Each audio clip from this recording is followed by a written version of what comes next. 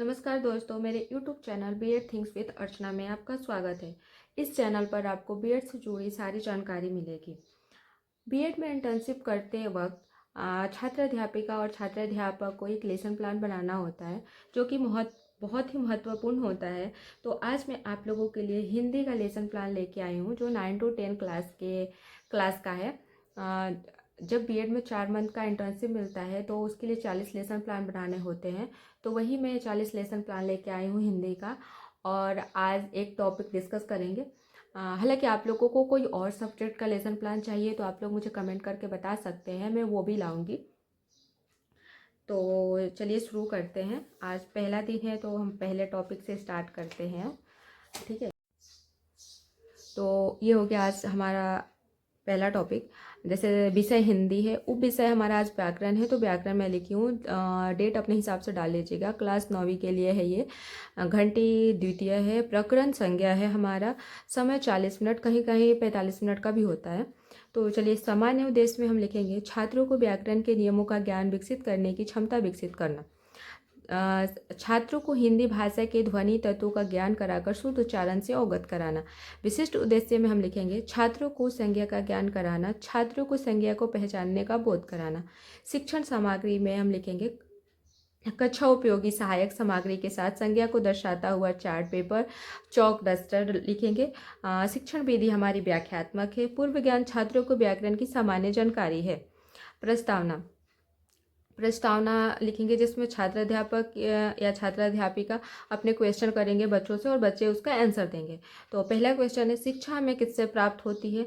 शिक्षा हमें शिक्षकों से, पुस्तकों से प्राप्त होती है। शिक्षक हमें कहाँ मिलते हैं? शिक्षक हमें स्कूलों में, कॉलेजों में मिलते हैं। स्कूलों में हम किन किन चीज़ों से लिखते हैं? स्कूलों में हम पेन, पेंसिल आदि से लिखते हैं।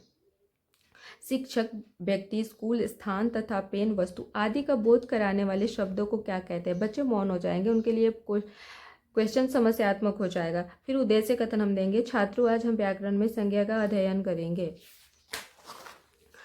शिक्षण बिंदु में हम लिखेंगे संज्ञा। छात्र अध्यापिका कथन में लिखेंगे संज्ञा दो शब्दों से मिलकर बना है। सम प्लस ज्ञा बराबर संज्ञा। संज्ञा बराबर भली प्रकार, ज्ञा बराबर ज्ञान कराने वाले, अर्थात पूर्ण रूप से ज्ञान कराने वाले शब्द को संज्ञा कहते हैं। फिर परिभाषा लिखेंगे हम, किसी व्यक्ति, वस्तु, स्थान, भाव को संज्ञा कहते हैं, जैसे राम, सीता, लखनऊ, दिल्ली, पेन, किताब आदि। संज्ञा के प्रकार लिखेंगे। संज्ञा के 5 प्रकार होते हैं: व्यक्तिवाचक संज्ञा, जातिवाचक संज्ञा, द्रव्यवाचक संज्ञा, समूहवाचक संज्ञा, भाववाचक संज्ञा। छात्र क्रिया में लिखेंगे, छात्र ध्यानपूर्वक सुनेंगे। श्यामपट्ट कार्य में सम बराबर भली प्रकार, ज्ञा बराबर ज्ञान कराने वाले। आप शिक्षण बिंदु में व्यक्तिवाचक संज्ञा की संज्ञा लिखेंगे और छात्र अध्यापक कथन में परिभाषा लिखेंगे। जो शब्द किसी व्यक्ति, विशेष, स्थान, वस्तु को बोध कराते हैं उसे व्यक्तिवाचक संज्ञा कहते हैं, जैसे राम, गंगा, पटना आदि। जातिवाचक संज्ञा, जो संज्ञा एक ही प्रकार की वस्तुओं को पूरी जाति का बोध कराती है उसे जातिवाचक संज्ञा कहते हैं, जैसे नदी, पर्वत, लड़का आदि। द्रव्यवाचक संज्ञा, जिस संज्ञा शब्द से नापतोल वाली वस्तु का बोध होता है उसे द्रव्यवाचक संज्ञा कहते हैं, जैसे सोना, चांदी, घी, तेल आदि। समूहवाचक संज्ञा, जो संज्ञा किसी एक व्यक्ति का वाचक न होकर किसी समूह का वाचक हो उसे समूहवाचक संज्ञा कहते हैं, जैसे परिवार, संगठन, समूह। छात्र क्रिया में छात्र ध्यानपूर्वक सुन रहे हैं। शिक्षण बिंदु में भाववाचक संज्ञा, जब किसी शब्द से भाव, गुण, दशा आदि का ज्ञान होता है तो उसे भाववाचक संज्ञा कहते हैं, जैसे क्रोध, मिठास, दुख आदि। छात्र क्रिया में छात्र ध्यानपूर्वक सुन रहे हैं। श्यामपट्ट कार्य में कुछ नहीं लिखना है। अब पुनरावृत्ति प्रश्न करेंगे हम बच्चों से। जैसे पहला क्वेश्चन, संज्ञा किससे कहते हैं? दूसरा, लखनऊ उत्तर प्रदेश की राजधानी है, में संज्ञा बताइए। मूल्यांकन प्रश्न करेंगे, जैसे संज्ञा के कितने प्रकार हैं? दूसरे, जातिवाचक संज्ञा का एक उदाहरण दीजिए। गृह कार्य में हम बच्चों को देंगे सभी छात्र संज्ञा की परिभाषा तथा इसके प्रकारों के बारे में उदाहरण सहित लिख कर लाएंगे। तो ये रहा आज का हमारा टॉपिक।